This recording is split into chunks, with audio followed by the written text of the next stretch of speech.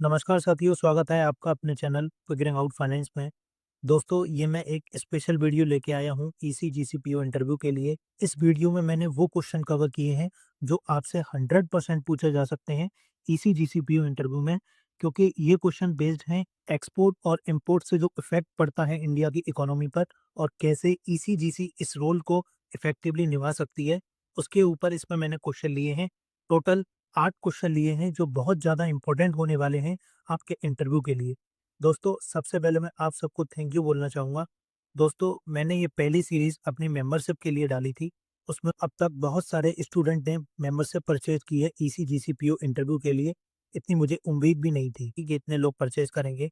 But आपका जो trust और जो आपको वीडियो पसंद आई हैं, उसके लिए मैं आप सबको थैंक यू बोलता हूँ।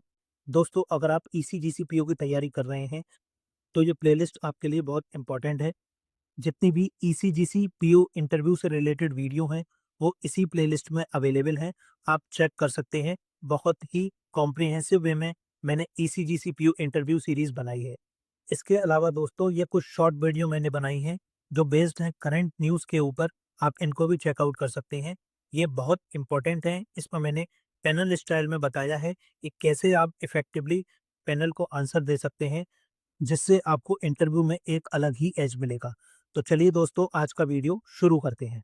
दोस्तों, उससे पहले मैं आपको एक और वीडियो रिकमेंड करना चाहूँगा। ये बहुत इंपॉर्टेंट होने वाली है आपकी ईसीजीसीपीओ इंटरव्यू प्रिपरेशन के लिए। आप इस वीडियो को ध्यान से देखिएगा। इसमें मैंने क्लियरली बताया है कि कैसे आप ईसीजीसीपीओ इंटरव्यू के लिए इफेक्टिवली प्रिपेयर कर सकते हैं। लिंक आपको डिस्क्रिप्शन बॉक्स में मिल जाएगा। तो चलिए दोस्तों, आज का वीडियो शुरू करते हैं। आज का पहला क्वेश्चन है, shipping rate have suddenly gone up by $4000 this week as an ECGC officer, how do you think this affect an exporters risk profile. चलिए देखते हैं पैनल को एक अच्छा आंसर कैसे दें। सर, अगर शिपिंग रेट सडनली $4000 तक बढ़ जाते हैं, तो इसका एक्सपोर्टर के रिस्क प्रोफाइल पर काफ़ी सिग्निफिकेंट इम्पैक्ट पड़ता है। पहला सर, ज़्यादातर एक्सपोर्ट कॉन्ट्रैक्ट फिक्स्ड प्राइस होते हैं। इसका मतलब होता है कि एक्सपोर्टर बायर से ऑलरेडी एक फिक्स रेट पर डील कर चुका होता है। अगर फ्रीट कॉस्ट अचानक बढ़ जाए, तो एक्सपोर्टर को वो एक्स्ट्रा कॉस्ट खुद बियर करनी पड़ती है। इससे उसका प्रॉफिट मार्जिन डायरेक्टली रिड्यूस हो जाता है। पर्टिकुलरली एमएसएमई और स्मॉल एक्सपोर्टर, जिनके मार्जिन ऑलरेडी थिन होते हैं, उनके लिए प्रॉफिटेबल ऑर्डर भी लॉस में कन्वर्ट हो सकते हैं। सेकंड सर, हायर फ्रीट कॉस्ट का मतलब है इमीडिएटली ज़्यादा कैश रिक्वायरमेंट। एक्सपोर्टर को शिपिंग और लॉजिस्टिक के लिए एक्स्ट्रा पेमेंट करना पड़ता है। इससे वर्किंग कैपिटल प्रेशर क्रिएट हो जाता है और कई बार बैंक तुरंत लोन लिमिट इंक्रीज नहीं करते, जिस वजह से डिफ़ॉल्ट का रिस्क भी बढ़ सकता है। थर्ड है सर, अगर कॉस्ट प्रेशर ज़्यादा हो जाए, तो एक्सपोर्टर शिपमेंट डिले भी कर सकता है या कभी-कभी शिपमेंट कंप्लीट ही नहीं कर पाता। ऐसे केस में बायर कॉन्ट्रैक्ट कैंसिल भी कर सकता है, जो एक्सपोर्टर के लिए और रिस्क क्रिएट करता है। सर, ईसीजीसी के पर्सपेक्टिव से देखें, इसका मतलब है कि एक्सपोर्ट क्रेडिट इंश्योरेंस पॉलिसीज़ के अंडर क्लेम प्रोबेबिलिटी इंक्रीज़ हो सकती है। इसलिए ईसीजीसी को एक्सपोर्टर के पोर्टफोलियो को क्लोजली मॉनिटर करना चाहिए, स्पेशली उन सेक्टर में जो फ्रीट कॉस्ट पर ज़्यादा डिपेंडेंट होते हैं, जैसे टेक्सटाइल, इंजीनियरिंग गुड्स और मैराइन प्रोडक्ट। इस तरह प्रोएक्टिव मॉनिटरिंग और रिस्क असेसमेंट से ईसीजीसी राइजिंग एक्सपोर्ट रिस्क को इफेक्टिवली मैनेज कर सकता है। नेक्स्ट क्वेश्चन है, recently the directorate general of foreign trade extended export obligation until 31st of August 2026। In your view, is this a sign of strength और a warning of trade distress. चलिए देखते हैं panel को एक अच्छा answer कैसे दें। सर, मेरी अंडरस्टैंडिंग में ये दोनों चीज़ों का कॉम्बिनेशन है। एक तरफ ग्लोबल ट्रेड में स्ट्रेस दिख रहा है, लेकिन दूसरी तरफ गवर्नमेंट का रेस्पॉन्स भी काफ़ी स्ट्रॉन्ग और रेस्पॉन्सिव है। सर, 6 मार्च 2026 को directorate general of foreign trade ने export obligation deadline automatically extend कर दी 31 अगस्त 2026 तक। ये एक्सटेंशन उन एडवांस ऑथराइजेशन और export promotion capital good authorisation पर अप्लाई होती हैं, जो मार्च से मई 2026 के बीच एक्सपायर हो रही थी। सर, इस डिसीजन का मेन रीज़न है कि करंट जियोपॉलिटिकल टेंशन और डिसरप्शन की वजह से ग्लोबल शिपिंग रूट और सप्लाई चेन काफ़ी अफेक्ट हो रहे हैं। इस सिचुएशन में एक्सपोर्टर्स के लिए टाइम पर एक्सपोर्ट कमिटमेंट फुलफिल करना जनरली डिफिकल्ट हो गया है। लेकिन सर, यहाँ पर जो पॉजिटिव एस्पेक्ट है, वो है गवर्नमेंट का क्विक और प्रैक्टिकल रेस्पॉन्स। ये एक्सटेंशन ऑटोमेटिक है। एक्सपोर्टर्स को कोई सेपरेट एप्लीकेशन देने की ज़रूरत नहीं है और कोई एक्स्ट्रा फ़ी भी नहीं देनी पड़ेगी। इससे क्लियरली दिखता है कि सिस्टम एक्सपोर्टर की डिफ़िकल्टी को समझ रहा है और टाइमली सपोर्ट प्रोवाइड कर रहा है। सर, अगर हम ईसीजीसी के पर्सपेक्टिव से देखें, तो ये डेवलपमेंट इम्पॉर्टेंट है। जब एक्सपोर्टर पर स्ट्रेस बढ़ता है तो डिफ़ॉल्ट रिस्क भी इंक्रीज़ हो सकता है, जो डायरेक्टली इंश्योरेंस क्लेम पर रिस्क असेसमेंट को इम्पैक्ट करता है। इसलिए ईसीजीसी को अपने रिस्क मॉनिटरिंग और अंडरराइटिंग डिसीजन अकॉर्डिंगली रीकैलिब्रेट करने पड़ते हैं।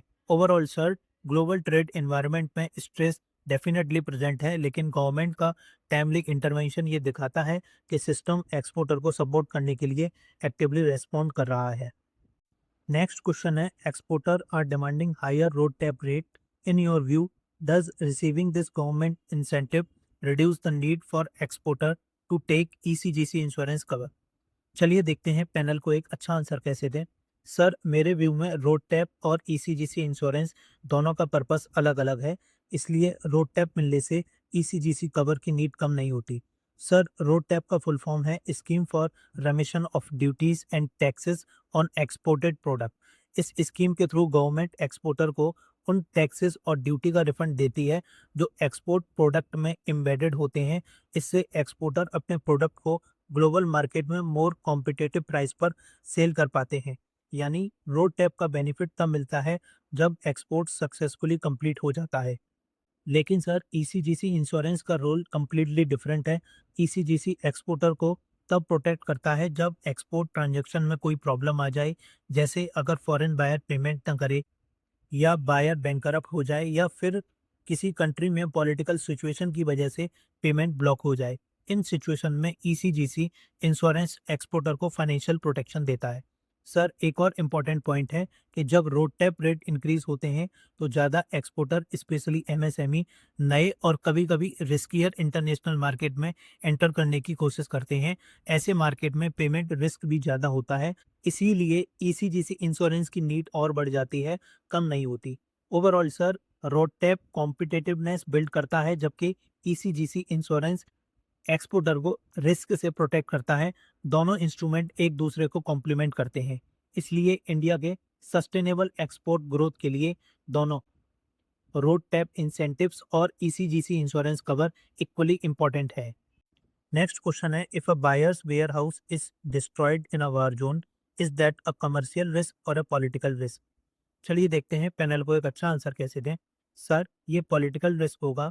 सर, एक्सपोर्ट क्रेडिट इंश्योरेंस में जनरली रिस्क को दो कैटेगरी में क्लासिफाई किया जाता है, कमर्शियल रिस्क और political risk. Sir, commercial risk तब होता है जब बायर अपनी फाइनेंशियल प्रॉब्लम की वजह से पेमेंट नहीं कर पाता, जैसे कि बायर बैंकरप्ट हो गया हो या फिर इंटरनेशनली पेमेंट डिफॉल्ट कर दे। लेकिन सर, पॉलिटिकल रिस्क उन सिचुएशन में होता है जहां प्रॉब्लम बायर की फाइनेंशियल कंडीशन की वजह से नहीं, बल्कि वायर के कंट्री में होने वाले एक्सटर्नल इवेंट की वजह से होती है, जैसे war, civil unrest, government restriction या नेचुरल डिजास्टर। सर, अगर बायर का वेयर हाउस वार जोन में डिस्ट्रॉय हो जाता है, तो यहाँ बायर की पेमेंट फेलियर का रीजन उसकी फाइनेंशियल वीकनेस नहीं है, लॉस हुआ है आर्म्ड कॉन्फ्लिक्ट यानी वॉर की वजह से, और वॉर एक क्लियर पॉलिटिकल इवेंट माना जाता है। इसलिए सर, ये पॉलिटिकल रिस्क के अंडर आएगा। सर, इसी तरह के पॉलिटिकल रिस्क को ईसीजीसी कवर करता है और जनरली इंडियन एक्सपोर्टर को इंश्योर्ड लॉस का 90% तक इंडेमनीफाई करता है। इस प्रोटेक्शन की वजह से इंडियन एक्सपोर्टर को कॉन्फिडेंस मिलता है कि वो कॉन्फ्लिक्ट अफेक्टेड या पॉलिटिकली अनस्टेबल कंट्री के साथ भी ट्रेड कर सकें, जो अल्टीमेटली इंडिया की एक्सपोर्ट ग्रोथ को सपोर्ट करता है। नेक्स्ट क्वेश्चन है, during a global crisis should ECGC raise its premium to stay profitable और reduce them to help exporters survive? What is your view? चलिए देखते हैं पैनल को एक अच्छा आंसर कैसे दें। सर, ऑनेस्टली मेरा व्यू ये है कि ईसीजीसी को क्राइसिस के टाइम ब्लाइंडली किसी एक एक्सट्रीम पर नहीं जाना चाहिए। ना तो सिर्फ प्रीमियम रेज करना सही होगा और ना ही बिना प्लानिंग के उन्हें रिड्यूस करना। सर, अगर ग्लोबल क्राइसिस के टाइम प्रीमियम बढ़ा दिए जाएं तो एक्सपोर्टर पर एक्स्ट्रा फाइनेंशियल बर्डन आ जाता है, जबकि उस टाइम उन्होंने सबसे ज़्यादा सपोर्ट की ज़रूरत होती है। लेकिन सर, अगर प्रीमियम को बहुत ज़्यादा रिड्यूस कर दिया जाए तो ईसीजीसी की फाइनेंशियल स्टेबिलिटी और क्लेम पेइंग कैपेसिटी पर प्रेशर आ सकता है। इसलिए सर, बेस्ट अप्रोच एक बैलेंस्ड और काउंटर साइक्लिक स्ट्रेटजी होनी चाहिए। Sir ECGC targeted premium relief दे सकता है, स्पेशली स्मॉल एक्सपोर्टर और एमएसएमई को, क्योंकि ये सेगमेंट क्राइसिस में सबसे ज़्यादा वल्नरेबल होते हैं। साथ ही हाई रिस्क मार्केट के लिए प्राइसिंग रेशनल रखनी चाहिए ताकि रिस्क प्रॉपर्ली मैनेज हो सके। इसके अलावा सर एक और इम्पॉर्टेंट पॉइंट है कि ईसीजीसी गवर्नमेंट ऑफ इंडिया की फुली ओन्ड कंपनी है, इसीलिए डिफिकल्ट टाइम्स में गवर्नमेंट से कैपिटल सपोर्ट भी मिल सकता है, जैसे कि 4400 करोड़ का कैपिटल इन्फ्यूजन दिया गया था ताकि हायर क्लेम को हैंडल किया जा सके बिना एक्सपोर्टर पर एक्स्ट्रा बर्डन डाले। सर कोविड-19 के टाइम ईसीजीसी ने ये अप्रोच दिखाया था जब पॉलिसी कंडीशन को रिलैक्स किया गया और क्लेम सेटलमेंट को फास्ट ट्रैक किया गया ताकि एक्सपोर्टर को टाइमली सपोर्ट मिल सके। सर मेरे हिसाब से ईसीजीसी का रोल सिर्फ प्रॉफिट कमाना नहीं, ये एक डेवलपमेंट इंस्टीट्यूशन है जो इंडियन एक्सपोर्टर को ग्लोबल ट्रेड रिस्क से प्रोटेक्ट करता है। ओवरऑल सर प्रॉफिटेबिलिटी और एक्सपोर्टर सपोर्ट के बीच जो बैलेंस मेंटेन होता है, वही ईसीजीसी को इंडियन एक्सपोर्ट इकोसिस्टम में इतना इम्पोर्टेंट और इररिप्लेसेबल बनाता है। नेक्स्ट क्वेश्चन है, an exporter comes to you requesting insurance cover for a high risk buyer located in a conflict zone and you are fairly certain the buyer will default. Would you approve the policy? Justify your answer. चलिए देखते हैं panel को एक अच्छा answer कैसे दें। Sir as it stand मैं इस पॉलिसी को अप्रूव नहीं करूंगा। रीजन ये है कि ईसीजीसी का रोल एक्सपोर्टर को सपोर्ट करना जरूर है, लेकिन साथ ही पब्लिक मनी को रेस्पॉन्सिबली मैनेज करना भी उतना ही इम्पोर्टेंट है। अगर हमें ऑलरेडी स्ट्रॉन्ग इंडिकेशन है कि बायर डिफॉल्ट करेगा, तो उस सिचुएशन में इंश्योरेंस देना एक्चुअली इंश्योरेंस नहीं होता बल्कि एक गारंटेड लॉस बन जाता है और ये बेसिक अंडरराइटिंग प्रिंसिपल के अगेंस्ट होगा। सर अगर बायर कॉन्फ्लिक्ट जोन में लोकेटेड है तो जनरली ऐसी कंट्रीज ईसीजीसी की हाई रिस्क कैटेगरी में आती हैं। ऐसे केस में कवर रेस्ट्रिक्टेड होते हैं या कभी कभी अवेलेबल ही नहीं होते, क्योंकि पॉलिटिकल और पेमेंट रिस्क बहुत हाई होता है। लेकिन सर मैं सिंपली पॉलिसी रिजेक्ट करके एक्सपोर्टर को वापस नहीं भेजूंगा। मेरा अप्रोच होगा कि उनको सेफर ऑल्टरनेटिव सजेस्ट करूं। फॉर एग्जांपल सर एक्सपोर्टर कहां जा सकता है? पहला सर एडवांस पेमेंट डिमांड करे या confirm letter of credit use करे, शिपमेंट साइज छोटा रखे या फिर स्पेसिफिक पॉलिसी अप्लाई करें जिसमें लिमिटेड कवर और हायर प्रीमियम हो। इस तरह से एक्सपोर्टर का बिजनेस भी कंटिन्यू हो सकता है और ईसीजीसी का रिस्क भी कंट्रोल लेता है। ओवरऑल सर मेरा ऑब्जेक्टिव होगा कि एक्सपोर्टर को गाइड भी किया जाए और ईसीजीसी की फाइनेंशियल स्टेबिलिटी भी प्रोटेक्ट रहे, क्योंकि एक फाइनेंशियल स्ट्रॉन्ग ईसीजीसी ही लॉन्ग टर्म में ज़्यादा एक्सपोर्ट को सपोर्ट कर सकता है। नेक्स्ट क्वेश्चन है, ECGC stand for export credit guarantee corporation, why are we not simply called an insurance company? चलिए देखते हैं पैनल को एक अच्छा आंसर कैसे दें। सर ईसीजीसी के नाम में जो गारंटी वर्ड है वो एक्चुअली हमारा डुअल रोल को रिफ्लेक्ट करता है, जो एक नॉर्मल इंश्योरेंस कंपनी से थोड़ा अलग है। सर एक टिपिकल इंश्योरेंस कंपनी का काम होता है पॉलिसी होल्डर को लॉस से प्रोटेक्ट करना। ईसीजीसी भी ये काम करता है। अगर किसी इंडियन एक्सपोर्टर ने गुड्स एक्सपोर्ट किए हों और फॉरेन बायर पेमेंट नहीं करता, तो ईसीजीसी एक्सपोर्टर को कंपनसेट करता है। इस तरह हम एक्सपोर्टर को ओवरसीज पेमेंट रिस्क से प्रोटेक्शन देते हैं। लेकिन सर ईसीजीसी का रोल यहीं तक लिमिटेड नहीं है। हम बैंक्स को भी गारंटी प्रोवाइड करते हैं जो एक्सपोर्टर को लोन देते हैं। मान लीजिए सर किसी एक्सपोर्टर ने बैंक से एक्सपोर्ट फाइनेंस लिया है और किसी रीजन से एक्सपोर्टर बैंक का लोन रीपे नहीं कर पाता। ऐसे केस में ईसीजीसी बैंक को कंपनसेट करता है। इसका मतलब सर ईसीजीसी बैंक्स के लेंडिंग रिस्क को भी कवर करता है। इसलिए सर ईसीजीसी दो लेवल पर काम करता है। पहला एक्सपोर्टर को प्रोटेक्ट करना फॉरेन बायर के पेमेंट रिस्क से, और दूसरा बैंक को प्रोटेक्ट करना एक्सपोर्ट लेंडिंग रिस्क के। सर ये जो सेकंड फंक्शन है ये एक्चुअली गारंटी नेचर का है, सिर्फ इंश्योरेंस नहीं। इसी वजह से हमारे नाम में गारंटी कॉरपोरेशन वर्ड यूज किया गया है। इसके अलावा सर हमें आईआरडीआई रेगुलेट करता है एज एन इंश्योर, लेकिन हमारा गारंटी फंक्शन हमें एक यूनिक इंस्टीट्यूशन बनाता है इंडिया के एक्सपोर्ट इकोसिस्टम में। इसलिए sir export credit guarantee corporation नाम हमारे कंप्लीट रोल को करेक्टली रिप्रेजेंट करता है। आज का लास्ट क्वेश्चन है, we have only 30 vacancies and thousand of candidates have applied for this post, what is the one risk we take by hiring you? चलिए देखते हैं इसका पैनल को एक अच्छा आंसर कैसे दें। सर ईसीजीसी की कोर फिलॉसफी है रिस्क को मैनेज करना, अवॉइड करना नहीं। सर, अगर आप मुझे हायर करते हैं, तो एक रिस्क मेरा लर्निंग कर्व हो सकता है। मैं अपने करियर के बिगिनिंग स्टेज पर हूँ, इसीलिए ईसीजीसी के सिस्टम, प्रोडक्ट और प्रोसेस को डीपली समझने में मुझे थोड़ा टाइम लगेगा।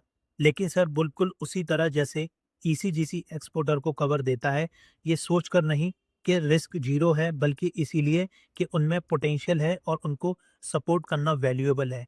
वैसे ही मुझे लगता है मेरा पोटेंशियल भी उस इनिशियल लर्निंग कर्व के रिस्क को जस्टिफाई करता है।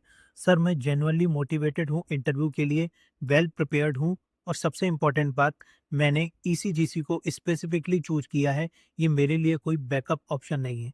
इसीलिए सर, मेरे केस में डिसएंगेजमेंट का रिस्क काफ़ी लो है और कमिटमेंट का लेवल हाई है, स्पेशली ईसीजीसी के मिशन के लिए जो इंडियन एक्सपोर्टर को प्रोटेक्ट करता है।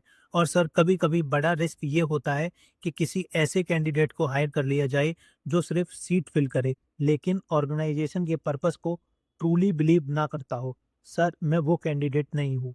दोस्तों, उम्मीद है वीडियो पसंद आई होगी। ये जो 8 क्वेश्चन है, ये बहुत इंपॉर्टेंट है आपके आने वाले ईसीजीसी पीओ इंटरव्यू के लिए। दोस्तों, आप इस वीडियो को 2-3 बार ज़रूर सुनें और जितने भी वीडियोस हैं ईसीजीसी पीओ इंटरव्यू से रिलेटेड, आप उनको 2-3 बार सुनेंगे, तो आपको जो आंसर है ना, वो याद हो जाएँगे। जब आप पैनल के सामने बैठेंगे, तो आपको बहुत ही ज़्यादा कॉन्फिडेंस मिलेगा जब आप आंसर दे रहे होंगे पैनल को। दोस्तों, तो जितनी भी मैंने वीडियोज़ बनाई हैं और जो भी डेटा मैंने यूज़ किया है, वो टोटली वेरिफाइड है और लेटेस्ट डेटा है। इससे आपको इंटरव्यू में अलग ही एज मिलेगा जब आप आंसर उनको डेटा के साथ बताएँगे। तो चलिए दोस्तों, आज की वीडियो यहीं एंड करते हैं। Thanks for watching and all the best for your interview.